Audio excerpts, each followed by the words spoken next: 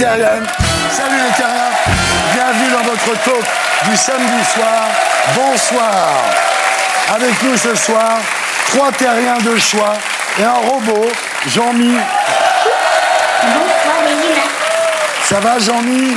Dis, chérie, dans les loges, il y a la dame qui a essayé de me planter une seringue dans le derrière. Ah, ça c'est Roselyne, faut bien qu'elle écoule son stock de vaccins. Et avec Jean-Mi ce soir, donc, Roselyne Bachelot. Roselyne Bachelot, bonsoir. Ravi de vous avoir ce soir. Ce que j'aime avec vous, Roselyne, c'est que vous dites ce que vous pensez. Mais j'espère que vous ne pensez pas tout ce que vous dites, quand même. Si, je pense tout ce que je dis. D'accord. Et Julien Courbet. Salut, Julien. Nous sommes heureux d'accueillir ce soir le seul animateur multifonction. Vous pouvez régler les problèmes de voisinage, vous pouvez faire rire, vous pouvez même installer des fenêtres de qualité. Bravo. Il sait tout faire. Et avec nous, Sydney. Bonsoir. Celui qui présentait son émission, non pas en disant « Salut les terriens », mais en disant « Salut les frères et les sœurs ». Yeah. On est passé de « Salut les copains » à « Salut les frères et les sœurs », maintenant à « Salut les terriens ». C'est la mondialisation. C'est extraordinaire. C'est l'avenir. En P3, après le zapping et Gaspard Proust, nous accueillerons notre terrienne du samedi 20h. Ce soir, Cécile Hernandez-Cervellon, qui était venue témoigner dans cette émission en janvier 2010 et qui, malgré sa sclérose en plaques, est devenue championne du monde de snowboard, médaille d'argent aux Jeux paralympiques de Sochi. Bravo. Voilà, l'émission s'appelle Salut les terriens, le robot s'appelle Jean-Mi et le groupe Les Gréments de Fortune.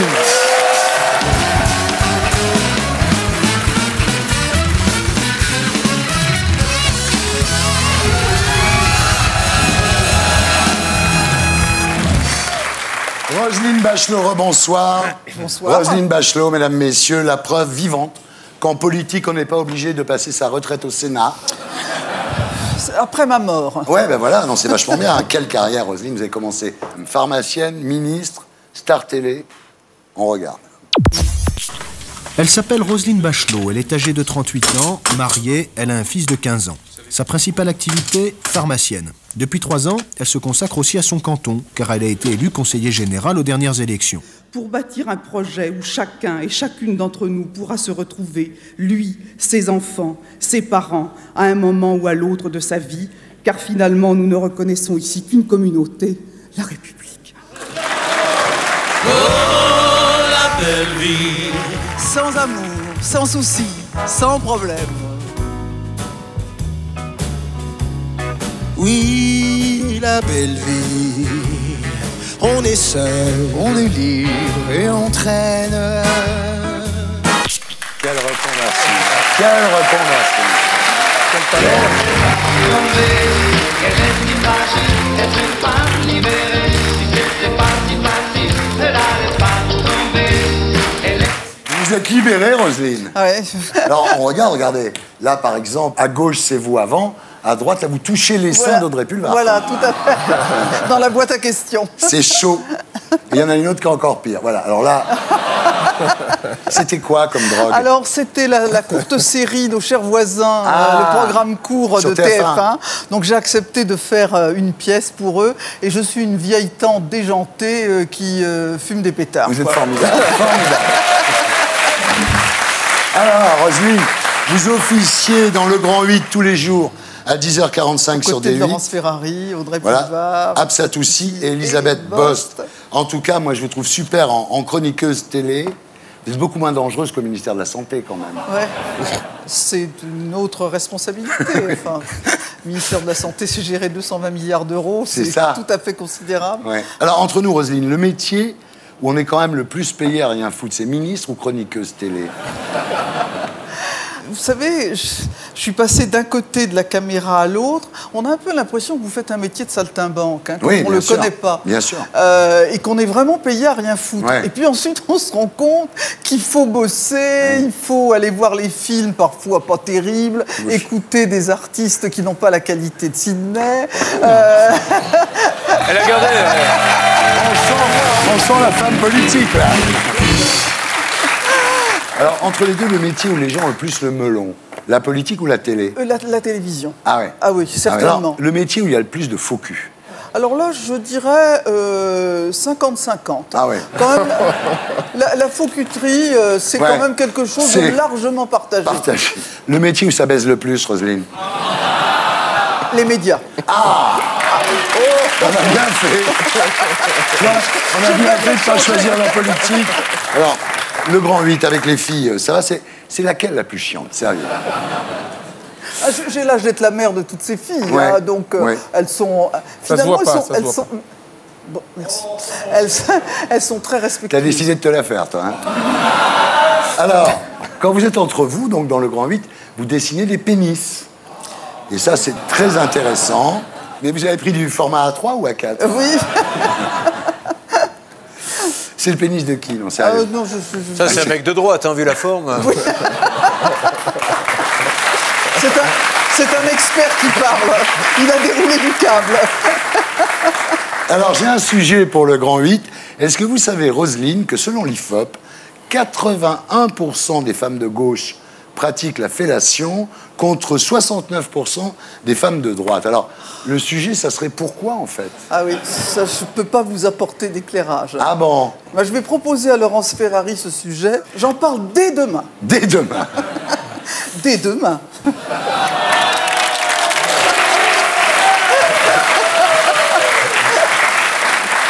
Alors, Roselyne, passons maintenant à la Bachelot sérieuse, celle qui publie chez Flammarion un livre intitulé « La petite fille de la 5e » et qui raconte une vie marquée par le général de Gaulle, François Mitterrand, Jacques Chirac, Nicolas Sarkozy et les sextoys. Alors, rien que la couverture est déjà très appétissante, effectivement. Alors, on voit le résultat d'une alimentation équilibrée, d'une pratique quotidienne du sport et de Photoshop. Ouais. C'est-à-dire qu'à partir du moment où je parlais de 60 ans de ma vie, Ouais. j'avais pas besoin de prendre une photo contemporaine. Alors, vous avez été littéralement adoubé par le général de Gaulle, qui vous a embrassé sur la joue à l'âge de 9 mois. Racontez-nous cette histoire, Roselyne. Eh bien, mon père m'a emmené à un meeting où le général de Gaulle lançait son grand parti, le RPF, le Rassemblement du peuple français. Et le général de Gaulle voit ce petit bébé au premier rang de Pourtant, ce c'était pas meeting. son genre à s'apitoyer devant les Ah non, gosses. il l'embrassait pas, le général. Ouais. Mais maintenant, Ouais. les hommes et les femmes politiques embrassent à tout va. Ouais. C'était absolument pas le Pas le style genre. du général. Mais mes parents me racontaient cette histoire chaque fois que nous passions devant le grand hall où avait eu lieu ce meeting. J'étais adoubé Bah oui, comme un c'est chevalier de la signe table du ronde. destin, absolument. Voilà. Si le général de Gaulle savait que vous dessinez des bites à la télé maintenant.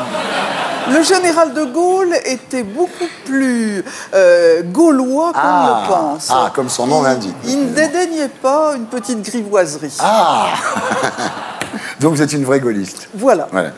Alors vous racontez aussi comment en 2006, Nicolas Sarkozy, qui vient de rencontrer Barack Obama, et il se dit il faut que j'ai des noirs dans le gouvernement. Et il revient, il dit il me faut un noir ou une noire, et ça sera Ramayad. Ce qui est très curieux dans cette anecdote que je raconte, Ouais. ça fait un buzz dans l'opinion publique de façon négative. Alors qu'au contraire, Oui. ce que je raconte, c'est d'abord qu'il a cette prescience Ouais. à un moment où personne ne pense qu'Obama peut devenir président des États-Unis. Il nous dit 2 ans avant, ce type va être président Ouais, des ouais, États-Unis. ouais. Nous, on est 5 ou 6 autour de lui, on se dit, mais attends, il est complètement fou. Et puis, cette volonté, finalement, d'avoir une équipe diverse, multicolore. Ça, c'est bien. Et Parce moi, que je trouve ça drôlement c'est bien. la droite, Il n'y a pas à en être c'est la droite choqué. qui a mis Rachida Dati, Ramayad, etc. C'est pas la gauche. Voilà. Ah oui. Et justement, il n'a pas pour ça pris des pom-pom girls. Il a pris des filles de haute qualité. Ramayad était administrateur du Sénat, ce qui est un examen très difficile à obtenir. Alors vous avez dit en parlant de Ramayad, Ramayad est une femme, elle est noire, elle va être promue. Heureusement qu'elle n'est pas lesbienne et handicapée, Sinon, elle serait Premier Cette ministre. phrase est apocryphe, je ne l'ai jamais prononcée. Ah ben c'est important que vous le disiez ce soir, alors. Ouais. D'ailleurs, je l'ai dit à Ramayad, qui le sait, et je ne comprends pas qu'elle continue à le répéter, car elle sait que c'est un faux. C'est quelqu'un, pour me faire du tort, qui a inventé cette phrase, qui l'a raconté à un journaliste, qui l'a mis dans ses indiscrets. Je ne l'ai pas prononcée. Parce que Ramayad avait répondu en disant « Bachelot, sa bonhomie, ses blagues, sa supposée solidarité avec les femmes, c'est que du vent. » Je m'en suis expliqué avec Rama. Oui. Je lui ai même raconté l'origine que j'ai à peu près détectée du malfaisant qui a été à l'origine de cette phrase apocryphe. Bon, ça peut-être, ça l'arrangeait de se poser en victime. Oui. Alors, il y a qu'un truc dans ce bouquin, c'est que vous ne parlez pas de votre frère qui est au Front National. J'en parle indirectement en racontant vraiment l'opposition de ma famille avec le Front National. Oui, bah oui. Je raconte effectivement toute cette histoire de l'OAS où nous Comment avons votre père a changé d'avis sur l'Algérie alors qu'il était Algérie française et que quand De Gaulle a fait l'Algérie algérienne, il a dit oui. Comment on a été pendant des mois protégés par la police alors que nous étions menacés par l'OAS. Ensuite, je raconte cette rencontre entre mon père et Jean-Marie Le Pen qui veut faire passer un message à Jacques Chirac et à quel point mon père sort encore plus anti-FN qu'il pouvait ne l'être auparavant. C'est pour ça que dans cette histoire familiale, je n'ai pas compris le revirement de mon frère, mais après tout, il restera mon frère. Je ne partage pas ses opinions, je ne suis comptable que de moi-même. Vous voyez à Noël quand même. Non. C'est dommage, l'interview était sympa, puis là, ça se termine. Plomber un peu l'ambiance. Vous voulez lui dire quelque chose, là, non? Je l'aime tendrement, mais je ne partage pas ses avis. Voilà. C'est déjà mieux, alors. Voilà, c'était la P1 de SLT. On se retrouve sur Terre après la pub. À tout de suite.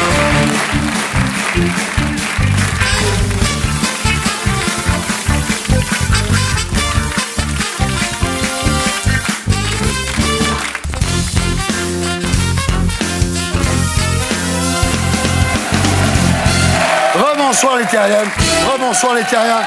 Nous sommes de retour sur Terre, toujours en compagnie de Roselyne Bachelot, de Julien Courbet, de Sydney et de Jean-Mi.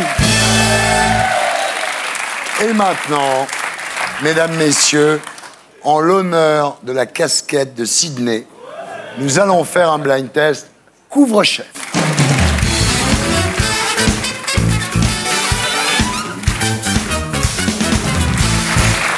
Attention, on se concentre, Roselyne, vous pouvez y arriver. Laurent. Pharrell Williams. Daft Punk. C'est Pharrell Williams qui chante sur les Daft Punk, c'est ça? Oui, mais la chanson est signée Daft Punk. Nous sommes très sérieux ici, nous ne voulons pas de contestation. Ça plaisante pas. Je ne veux pas être obligé d'appeler Maître Jaunâtre. Donc, le point est accordé à Sydney, le couvre-chef, bien entendu. C'est un casque.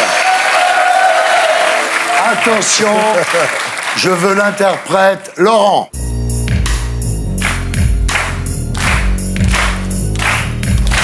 Christine de Queens? Non. Il y a un bonnet. Doc Gineco. Doc Gineco. Doc Gineco. Sydney. Le couvre-chef, évidemment, c'est le bonnet.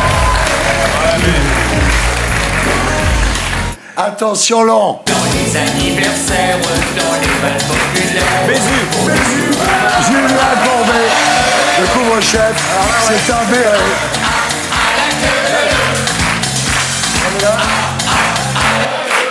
Je ne te cache pas que ça me fait un peu chier de marquer un point sur Bézu, mais C'est ce que j'allais dire.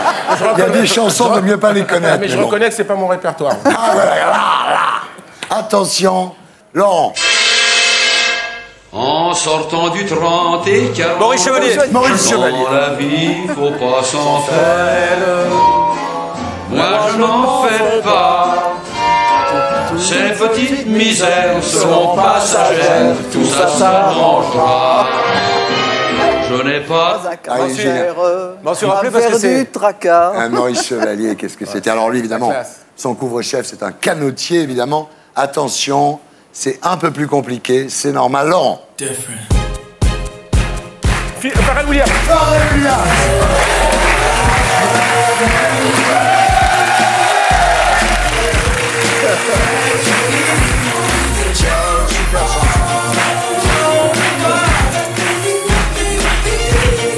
Géniale chanson qui n'a pas eu le succès qu'elle méritait. Le couvre-chef, évidemment, c'est ce qu'on appelle le Mountain Hat. Ouais. Attention, ça c'est pour ma petite Roselyne. Je suis sûr qu'elle va trouver. Laurent.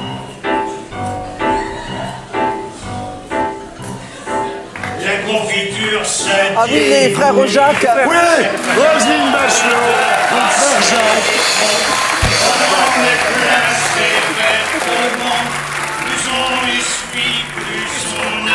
C'est le haut de forme, évidemment. À une émission, il y a Pharrell Williams et les frères Jacques.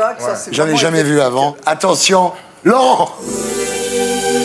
Boy George, Culture Club. Culture Club ou Boy George, comme bravo. J'avoue, là. Boy George, donc, avec son chapeau melon. La dernière chanson, attention, on se concentre, Roselyne, Sidney. Ouais, je suis prêt, moi. Ouais. Je vais gagner. Laurent. Diam. Ouais.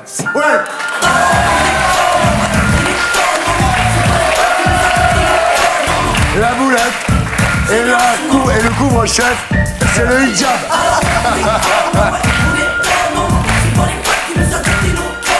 Donc je crois que c'est Julien Courbet. Ah oui, bravo. De peu. Alors, hein.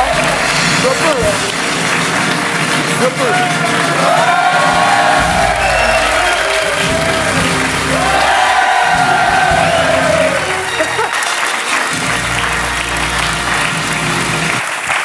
On reçoit qui maintenant? Julien Courbet. Le gars des pubs des fenêtres? Lui-même, ouais, lui-même. J'adore ces fenêtres. Mais nous aussi, on adore ces fenêtres. Julien Courbet, bonsoir. Vous êtes ici ce soir, Julien, pour nous parler de votre don unique, une particularité incroyable, un talent rarissime, presque un super pouvoir. Vous arrivez à faire tout le temps la même tête sur les photos, regardez. C'est incroyable.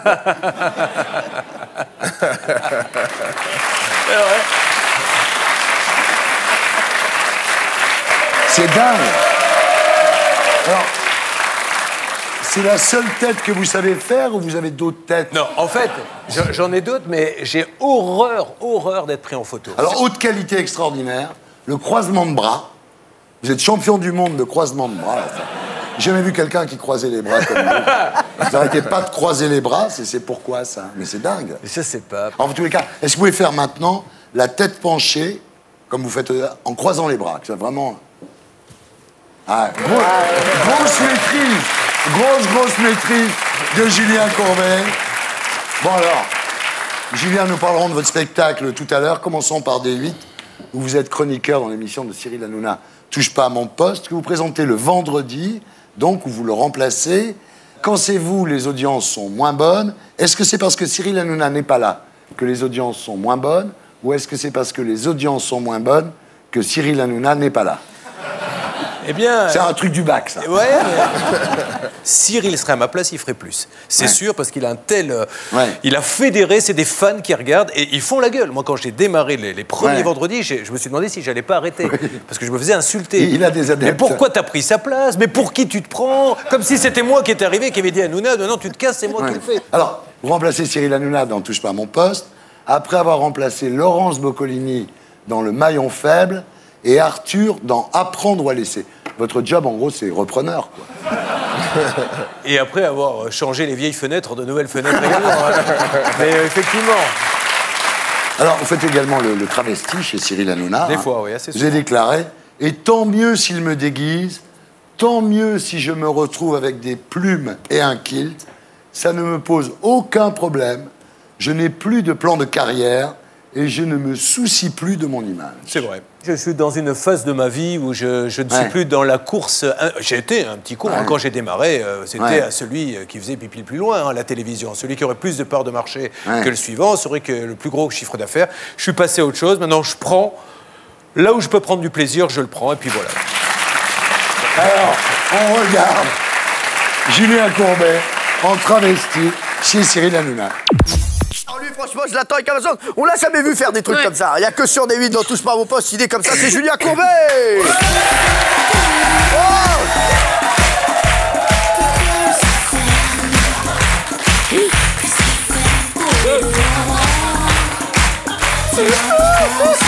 Attention, mon Juju.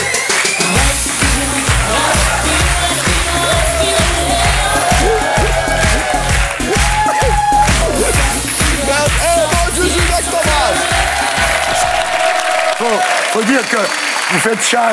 Oui, c'est ça. Mais ça fait partie du jeu quand on vient touche pas à mon poste. Oui. D'ailleurs, ceux qui ne sont pas restés, c'est à cause de ça. Oui. C'est parce qu'ils n'ont pas accepté la règle, on l'accepte ou on l'accepte pas, du déguisement, du lâcher-prise total, et voilà. Moi, Roselyne, vous feriez pas ça dans le grand vide quand même. Ah non, non, c'est plus de mon âge. Quoique. Par contre, j'ai vu Chaim faire Roselyne Bachelot, c'est impressionnant.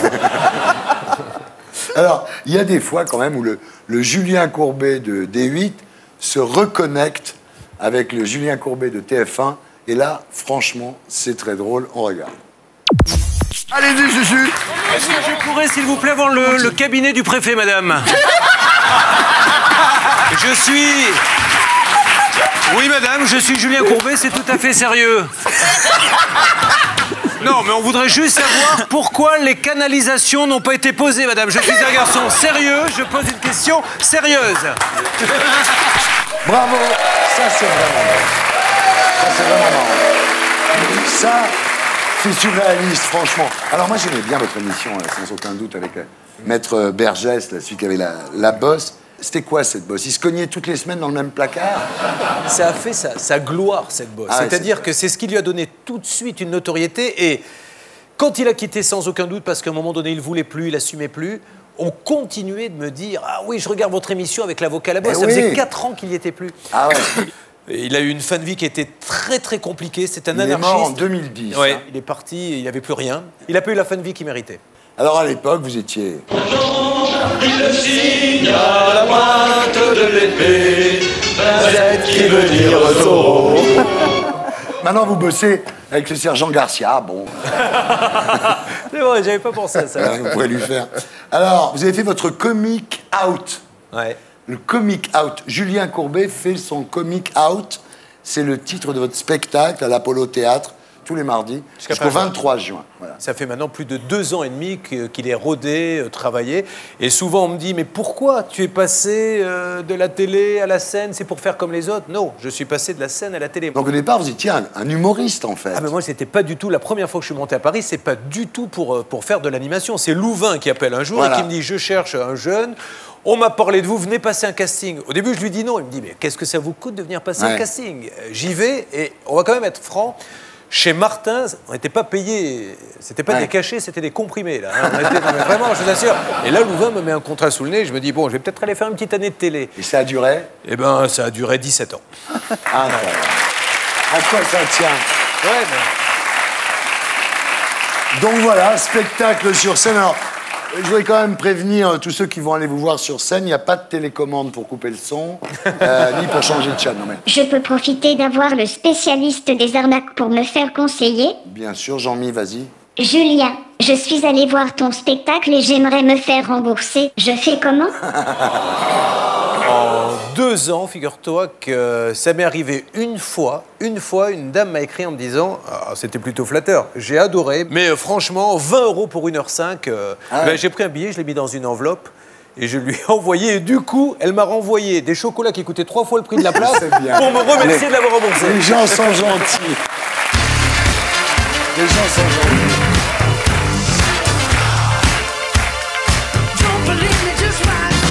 Et nous passons maintenant à notre TTO de la semaine.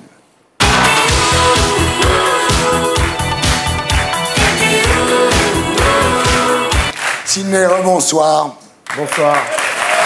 Alors, il y a 30 ans, vous débarquez comme un ovni sur TF1 pour présenter HIP, une émission qui a marqué toute une génération de jeunes et ouvert la voie à la culture rap en France. Vous étiez le premier animateur noir en France C'était la première émission de rap, de tag, de sweat à capuche, de casquette à l'envers. Et sur TF1, il y a 30 ans, c'est improbable.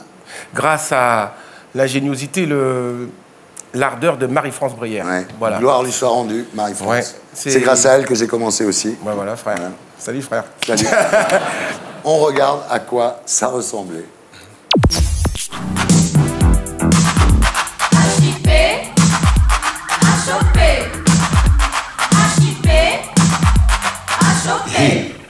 Oh.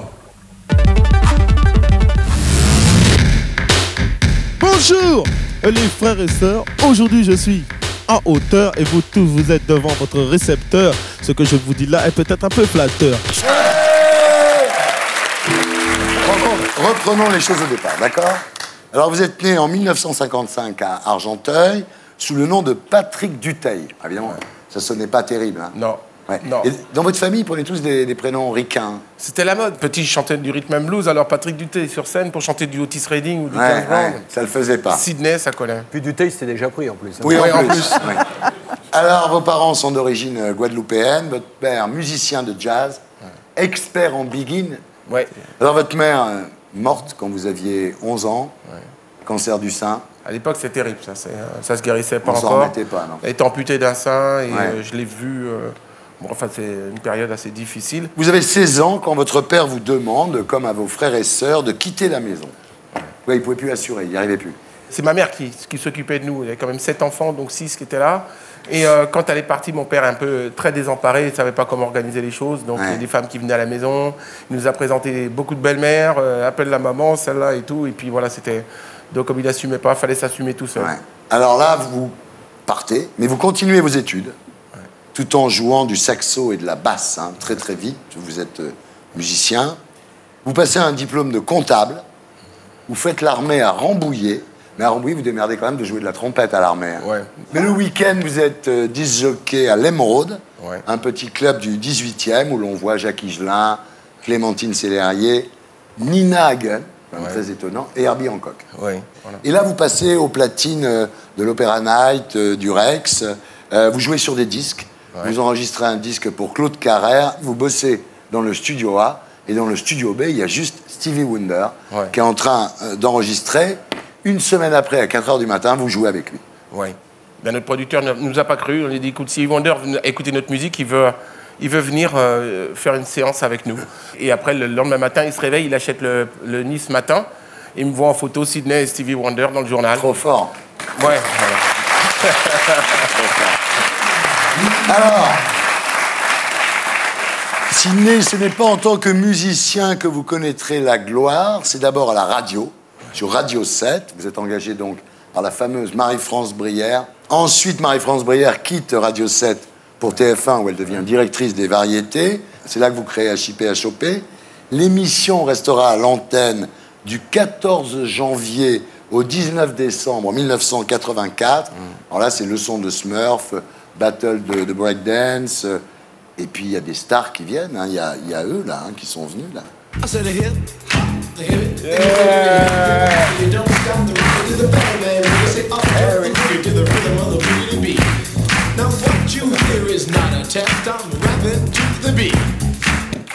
Et Madonna. Bah, Madonna était la copine de toute une tournée de tous ces gars de en fait, ce qui est marrant, c'est que Madonna vous demande un coup de main. Elle dit, je sors un album. Est-ce que c'est incroyable? Est-ce que tu peux m'aider, Sydney? Pour un album? Oui. On regarde. Madonna, tu es ici en vacances? You in holiday in France? No. And you sing for holiday? I'll sing holiday, but I'm not here on a holiday.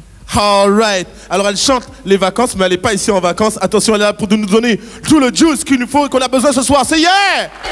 C'est yeah, plus fort! Madonna est holiday, DJ, Peppa Beat. Tout le monde tape les mains, tout le monde tape les mains.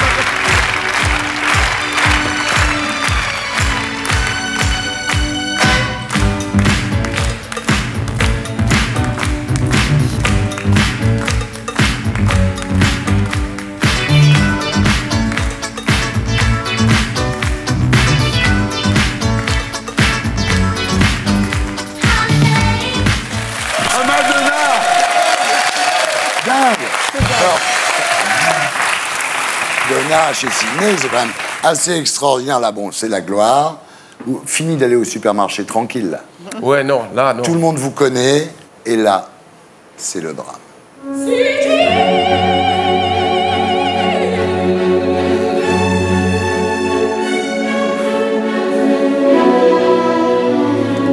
Début 85, vous tournez une émission qui s'appelle Côte d'amour.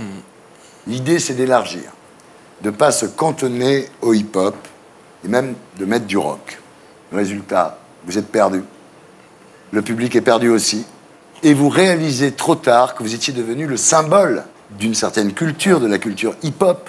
Ouais. Et que là, les gens ont le sentiment d'être trahis par celui qui était le gourou de cette culture. Je ne me retrouvais pas. Au bout de 6 mois, j'ai dit, bon, Marie-France m'a dit, bon, écoute, apparemment, tu ne ressens pas les... J'ai dit non, parce que là, j'ai voulu bien changer de look, faire autre chose. Mais le public, par contre, pas du tout au rendez-vous, abandonné et tout ça. Donc, je l'ai ressenti, ce truc-là. C'était plus moi. Et un jour, vous rencontrez Hervé Bourges, le patron de TF1 à l'époque où nous y travaillions tous les deux, qui vous dit, mais Sidney, pourquoi vous vous êtes arrêté? Vous lui répondez, mais pourquoi vous me le dites maintenant? Oui. C'est terrible. C'est terrible.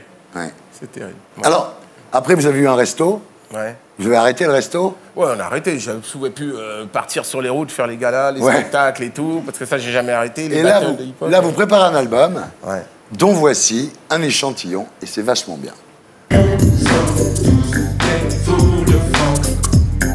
Depuis toujours, la nuit, le jour, tous des fous de fond du fond, la nuit, le jour, avant perdu pour le fond, fou de funk.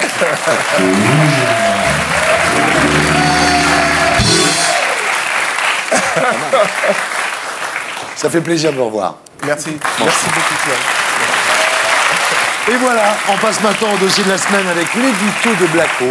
Et c'est l'écrivain Sonia Firtchak que nous retrouverons sur ce plateau après le magnéto. Ce soir, nous poserons la question, pourquoi, Roselyne, les femmes s'emmerdent au lit?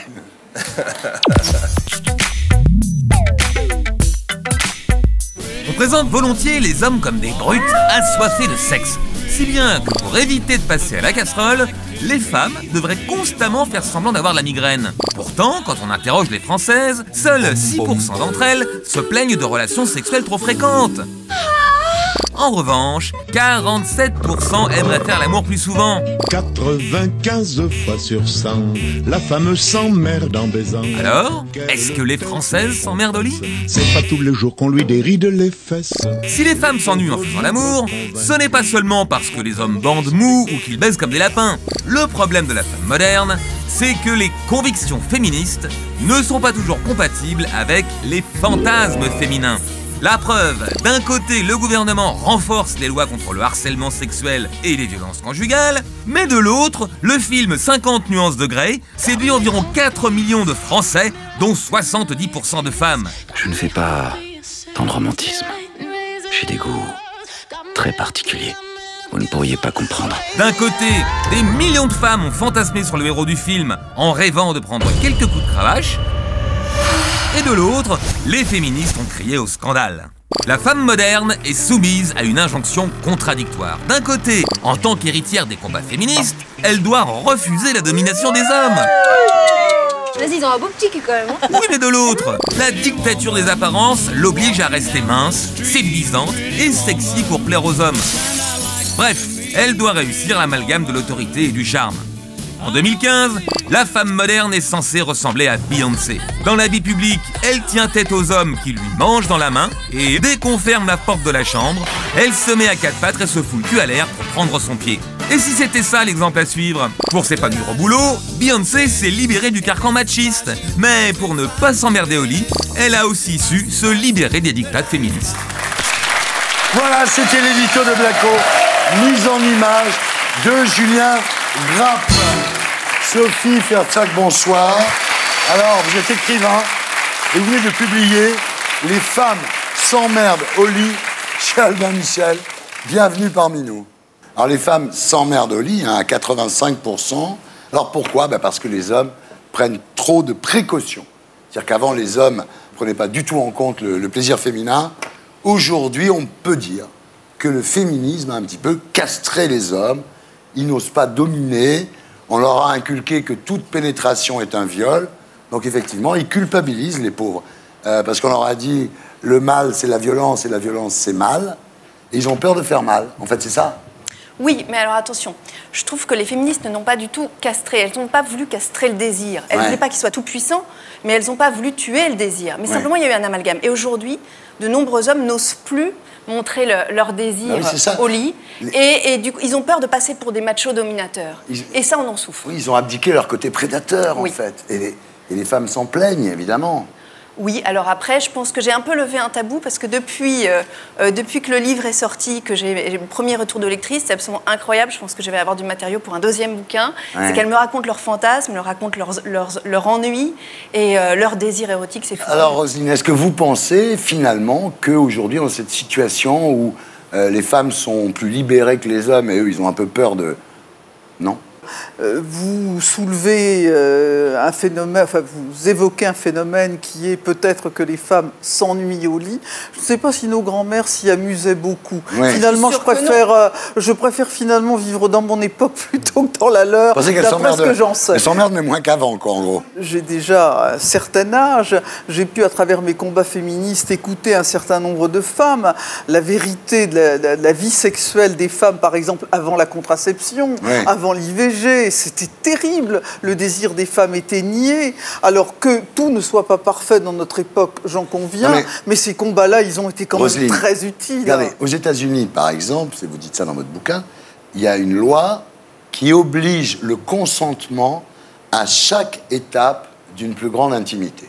Excuse-moi, ça veut dire, chérie, j'aimerais bien prendre dans ce sens-là. Peux-tu me signer le formulaire B4 ? Pratiquement. En fait, il y a une raison à ces lois, c'est qu'il y avait de plus en plus de filles bourrées ou qui prenaient des médocs et que s'est réveillée après un rapport sexuel qu'elles n'avaient pas forcément voulu. Et donc, on a fait ces lois d'affirmative consent, de consentement explicite. Donc, est-ce que vous êtes d'accord pour un baiser ? Est-ce que vous êtes d'accord pour écarter les cuisses, etc. Et en fait, ce qui est terrible, c'est que ça part du principe que l'homme est coupable. Vous pensez ça, vous, Julien ? Vous pensez qu'effectivement, aujourd'hui, les mecs, ils ont peur de faire mal, ils se... Moi, j'ai fait l'amour hier soir avec ma femme. Non, mais ça, moi, j'ai trouvé ça super. Hein. D'ailleurs, je l'ai réveillé pour lui dire. Hein.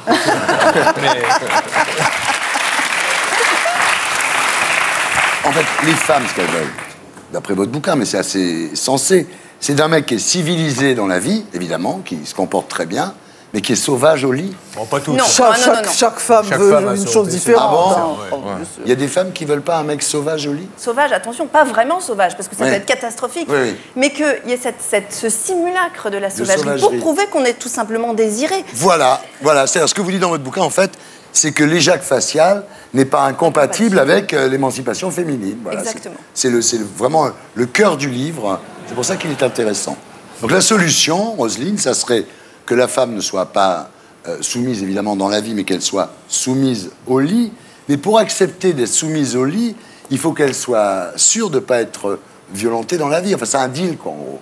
Le désir, c'est une pulsion, c'est une force. Ça peut être assez sauvage. Et en même temps, on n'a pas envie d'être violenté, d'être violé. Du coup, c'est toujours sur la brèche. Voilà. Et c'est pour ça que je parle de simulacre. C'est un jeu. Donc, évidemment qu'un type entre les bras duquel on ne serait vraiment pas en sécurité, on ne peut évidemment pas prendre notre plaisir.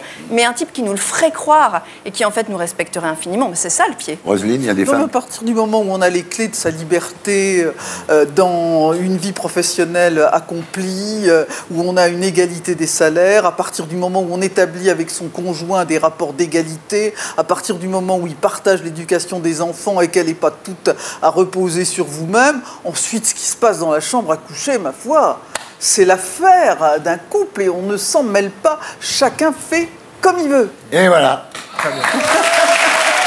Chacun fait. Ce qui lui plaît. Voilà, Sonia, bravo pour votre livre, très intéressant. Je vous remercie d'avoir été avec nous. Roselyne, merci d'avoir été avec nous. Merci. Et bravo pour votre bouquin, très bien. Voilà, c'était la P2 de SLT. On se retrouve après la pub avec le zapping, Gaspard Proust et notre terrienne du samedi 20h ce soir Cécile Hernandez Cervellon, qui était venue témoigner dans l'émission en 2010, qui malgré sa sclérose en plaques est devenue championne de snowboard, médaille d'argent aux Jeux Olympiques. Bravo Cécile, à tout de suite.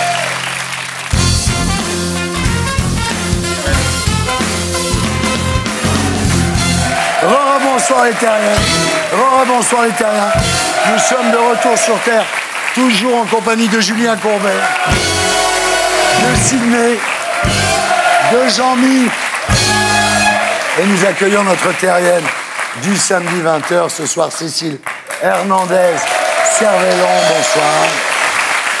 Alors Cécile, en 2010, vous étiez notre invitée sur ce plateau pour nous parler de votre combat contre la sclérose en plaques et les handicaps qu'elle provoque. À l'époque, vous marchiez avec une canne.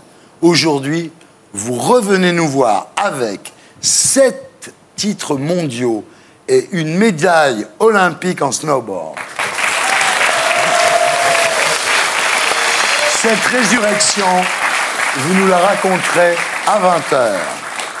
Dans un instant, Gaspard Proust, mais d'abord, le zapping.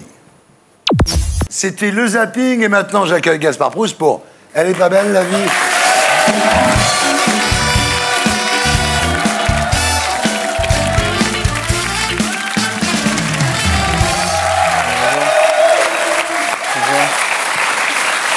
Gaspard.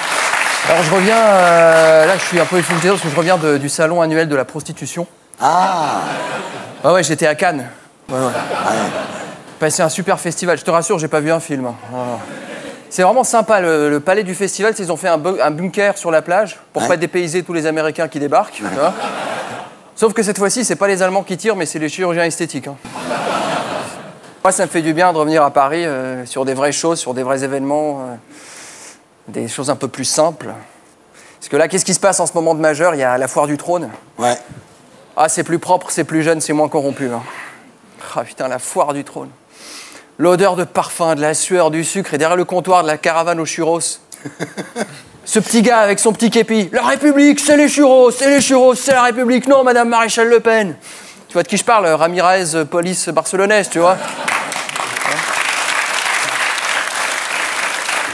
C'est quand même super pratique, la foire du trône. C'est quand même le seul endroit où tu peux vomir sur des racailles depuis des manèges. Ouais. Et ils t'en veulent pas. Ils disent, bon, ici, j'accepte, tu vois. Et c'est aussi un lieu de perdition, c'est quand même le lieu où les hommes deviennent des fiottes. Ah oui, bah oui. Attends, tirer avec un fusil à air comprimé sur un ballon rose pour offrir une peluche. Ouais. La virilité, c'est pour quand, je veux dire. Hein? C'est quand même une autre gueule si pour obtenir la peluche, il fallait dépecer un cochon d'Inde à main nue, tu vois, et faire une chamka pour ta copine. Ça, c'est... Mais bon. Alors, tu sais que... J'y pensais la dernière fois, la télé, ça m'a apporté une popularité assez spéciale. Ouais. Parce que les gens, ils m'abordent pas dans la rue pour me dire c'est bien ou c'est nul, mais c'est juste pour vérifier si je suis vraiment un connard. Tu sais, autant Anne Roumanoff, les gens l'abordent pour savoir s'il est aussi joli en vrai que à la télé. Moi, c'est vraiment, est-ce que ce mec, c'est un enculé ou pas? C'est tout ce qu'il est... Enfin bref, qu'est-ce qui s'est passé? Parce qu'on peut parler de la semaine, là, je bavarde, j'ai envie de m'exprimer, mais...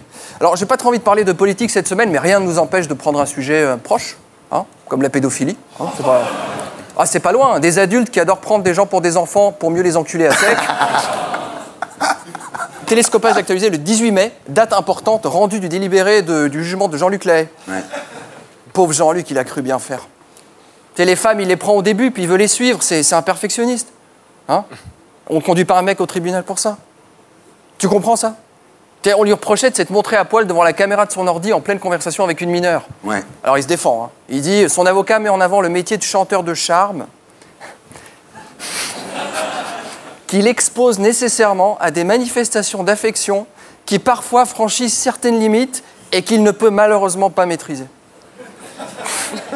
Bah, je comprends tellement, moi aussi ça m'arrive, c'est un crève-cœur, surtout le moment où tu es obligé de dire à la fille « Non mais quand même, il faut mettre une capote, c'est pas sérieux, tu vois ». Mais la meuf aujourd'hui, c'est une coriace, elle lâche pas, elle te pousse dans tes retranchements, elle te dit « Mais putain, c'est bon, j'ai 13 ans, je suis vierge, ça craint rien, quoi ». Ça, tu réponds quoi à ça? C'est un argument massu. Et les jeunes filles aujourd'hui, elles abusent des vieux. Attends, Jean-Luc, il a 62 ans. Tu connais un mec de 62 ans qui sait installer Skype sans se faire aider par un plus jeune que lui? Non, les petites aujourd'hui, elles font peur. Je pense que Jean-Luc s'est fait manipuler. C'est notre Nafis tout blanc. Hein. Il était devant son écran en train de faire du ménage. Parmi ses conquêtes, d'un coup, bam, une fenêtre qui s'ouvre. Il va être précipité dessus, c'est tout. C'est un effet de surprise, c'est d'une injustice, quoi. Parce que, je veux dire, quand on voit un film Césarisé Noces Blanches, l'histoire d'une lycéenne qui tombe amoureuse de son prof, là, c'est bien. Là, les gens trouvent que c'est chic, hein, parce que Vanessa Paradis, c'est une chanteuse mineure, ça dérange personne. Et là, parce que Jean-Luc, parce que c'est un homme, c'est ça? Parce que lui, c'est pas du cinéma. Parce que lui, quand il s'engage, c'est pour de vrai. On vit où, quoi? Le mec, il a 62 ans. Le mec, en Afrique, ce serait le sage du village. Il serait assis sous un baobab, on se déplacerait de la brousse pour lui demander la date de la mousson, l'heure idéale de l'ovulation, les problèmes argent, fidélité, chance, problème d'érection, mise à jour d'iPhone, enfin tout, quoi.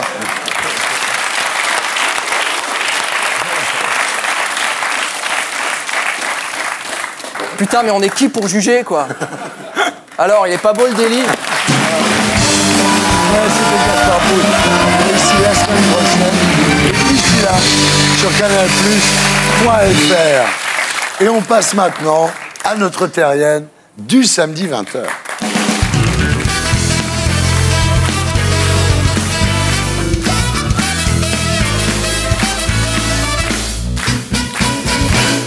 Cécile Hernandez-Cervellon, rebonsoir.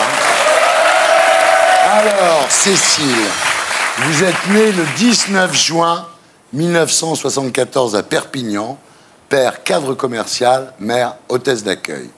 Vos parents se séparent rapidement, votre père est ambitieux, un peu carriériste, il part à l'étranger, et votre maman se sacrifie pour que vous puissiez faire des études et du sport. Pendant votre adolescence, vous faites du BMX à haut niveau, vous faites même les championnats de France, Coupe d'Europe, championnat du monde, et vous avez un contrat de sponsoring, ce qui vous permet de faire des voyages à l'étranger. Tout ça va durer 10 ans.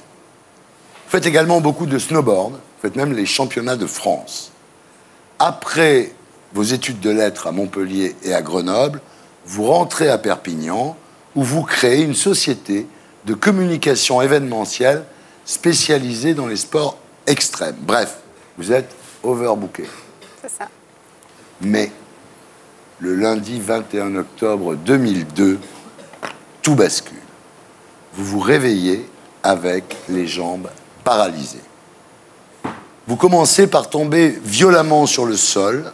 Là, c'est un cauchemar éveillé. Vous appelez votre Jules qui vous met dans le lit. J'essaie de me relever, je n'y arrive pas. Je fais une nouvelle tentative, je n'y arrive pas.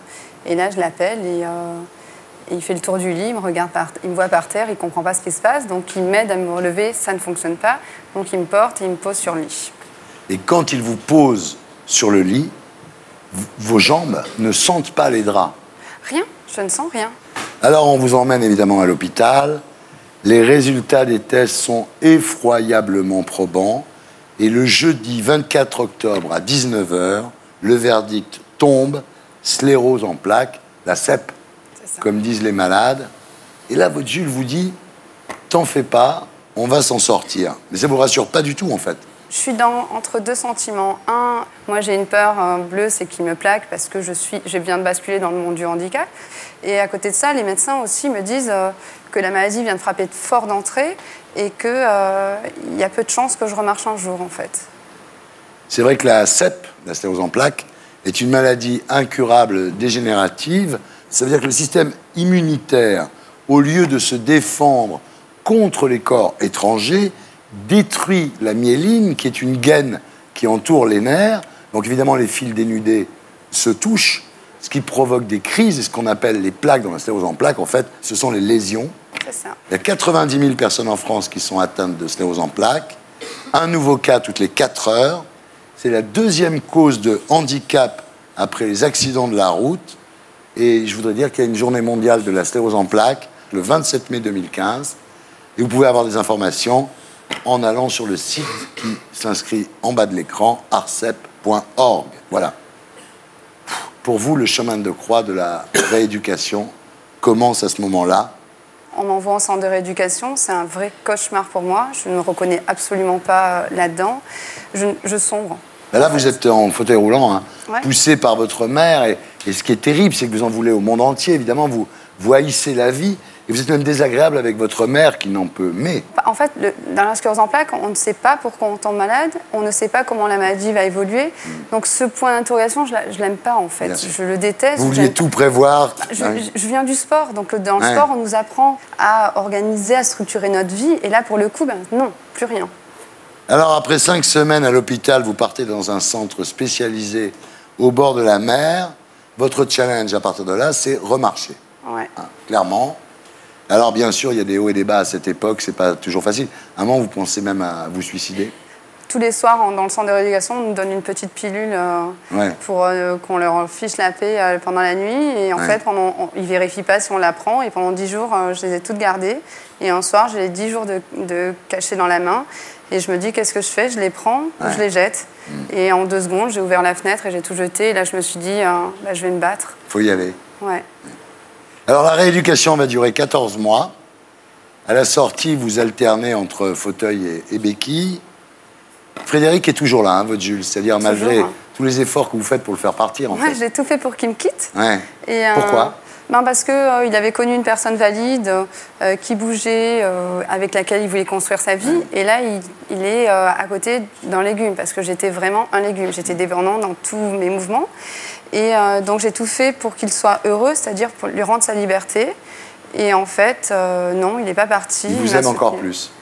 Il m'aimait encore plus. Ah oui. À ce moment-là, pour que les gens arrêtent de focaliser sur votre fauteuil ou sur vos béquilles, vous faites poser un énorme piercing sur le visage. Et ça a marché, en fait. Les gens, au lieu de bloquer sur mon fauteuil roulant, ils regardaient l'atroce truc que j'avais qui sortait de ma joue. Vous l'avez enlevé. Alors, ce qui est terrible quand même, c'est que vos amis vous tournent un peu le dos parce qu'ils ne savent pas trop quoi vous dire, en fait. Ils sont gênés. En fait, ils n'osent pas poser une question et dire tout simplement « Salut, ça va ». Moi, j'ai vu des amis changer de trottoir en ville quand ils me voyaient arriver avec le fauteuil roulant. Alors, les effets secondaires du traitement sont terribles, hein. Nausées, fièvre, c'est de l'hyperthermie, je vomis toutes les tripes de mon corps. Voilà. Et vous tenez bon? Ouais, mais vraiment, ça a été très dur. Ces 3 ans de traitement ont été très durs. Et alors, en janvier 2006, vous décidez d'arrêter le traitement pour avoir un enfant. Début 2007, vous tombez enceinte et vous appellerez votre fille Victoire Éléonore. Ouais, symbole. C'est un symbole. Il peut y avoir de l'hérédité, non? Ah non, absolument pas. Je ne l'aurais pas fait sinon. Ouais. Après l'accouchement, vous n'avez pas repris le traitement, hein? J'ai refusé. Très gonflé quand même. C'est une démarche qui n'appartient qu'à moi. J'incite personne à faire la même démarche parce que moi, je me suis sentie bien quand j'étais enceinte parce que dans la maladie, les 3/4 des malades sont des femmes. Donc, on dit que quand on est enceinte, on est protégé. Les hormones de la grossesse nous protègent de la sclérose en plaques. Je me suis sentie super bien. J'ai passé une super grossesse et je me suis dit, quelque part, pourvu que ça dure. Et j'ai tenté. Alors, vous devenez chroniqueuse sur Europe 1 et en 2012, vous couvrez les Jeux paralympiques pour le Figaro. Et là, vous décidez de vous remettre à courir avec une sclérose en plaques. Alors évidemment, la première fois, vous tenez 2 minutes. Pas grand-chose. Ouais. Mais c'était même pas de la course, c'était je trottinais. Mais j'étais super fière de moi. Après, c'est 4, après, c'est 6, après, c'est 8, après, c'est 10. Les médecins ne sont pas d'accord parce qu'ils vous disent que ça risque de, on ne sait pas pourquoi, réveiller la maladie. Mais vous en foutez, vous tenez bon. Hein? Je suis une rebelle, je crois. Ouais, vous êtes une rebelle, c'est ce qui vous sauve. Au bout de quelques semaines, vous mettez à faire des pompes, des abdos, des squats. Et là, vous décidez de remonter sur un vélo. Ouais, j'ai passé toute ma vie sur un vélo, donc j'ai fait du BMX. Et là, la première fois que je remonte sur un vélo, je tombe. Je tombe comme un enfant. De toute façon, j'ai tout réappris, j'ai réappris à marcher. Et là, il s'agissait de réapprendre à faire du vélo. En 2013, vous constatez, lors d'une IRM, que la maladie progresse. Mais en fait, vous ne changez rien. C'est-à-dire, vous ne reprenez pas le traitement. Non. Pourquoi? Parce que je me sens bien. De toute façon, ça va de soi. C'est une maladie évolutive, dégénérative. Donc, bien évidemment, c'est une IRM de contrôle. Ça ne peut que progresser. Ça ne peut qu'évoluer. Maintenant, j'ai fait une superbe rencontre avec un kiné qui m'aide beaucoup. Et on arrive à canaliser cette progression. Mais bien sûr, non, je n'ai pas envie de changer. Et un jour, vous remontez sur une planche de snowboard, hein, ce que vous avez fait dans le temps, mais bon, vous n'avez plus jamais fait. Et vous commencez à enchaîner les virages sans problème. Et vous vous dites, mais putain, c'est moi qui fais ça. C'est ça. Je me regardais en train de faire du snowboard, mais dans l'ombre qui se reflétait sur la neige. Et du coup, Je me disais, oh, c'est moi. Mais incroyable, je ne réalisais pas ce que j'étais en train de vivre. Alors vous rencontrez Patrice Baratero, qui est un célèbre snowboarder. Lui est amputé de la jambe gauche, il est champion d'e-sport. Et il vous dit, c'est dommage que tu ne sois pas handicapé, parce que franchement, tu pourrais concourir. Alors il me dit, on fait 2-3 pistes ensemble, il me fait, tu fais bien du snowboard pour une fille. Ouais. Alors je lui dis ok. Je lui dis, tu sais, toi tu as un handicap visible, mais le handicap invisible ça existe, je suis une personne handicapée. Elle me dit, ah cool. Je lui dis ok, vu comme ça. C'est lui qui vous branche sur l'équipe de France de snowboard. Le 14 mars 2014, vous partez aux Jeux paralympiques de Sochi. Grosse pression. Pression et pas pression. C'est-à-dire la pression parce que je suis une compétitrice, la pression de vouloir aller monter sur cette boîte au jeu, d'aller décrocher une médaille. Et en même temps, je me dis, j'ai que 2-10 jours d'entraînement. Si ça ne le fait pas, ben, j'aurais au moins vécu les Jeux. La prochaine fois, oui. Et vous gagnez une médaille d'argent. Ouais. Ensuite, il y aura 6 médailles d'or en Coupe du Monde et un championnat du monde.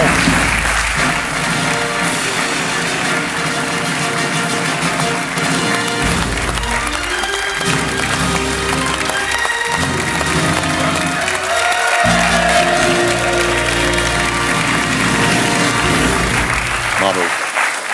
Quelle volonté. En fait, je crois que c'est vraiment ce qui m'anime, c'est l'envie. Ouais.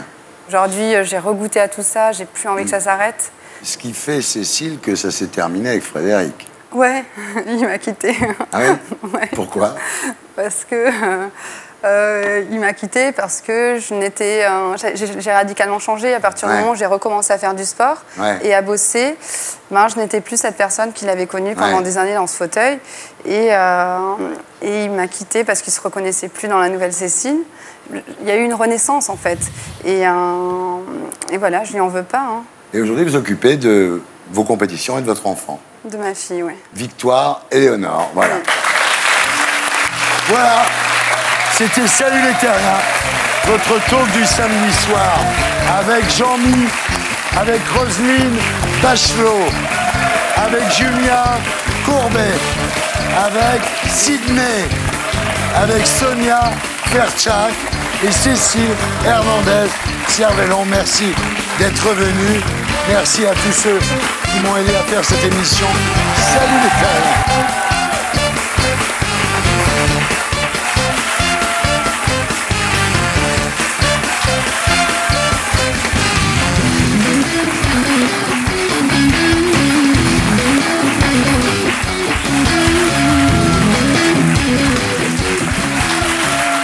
Coupé.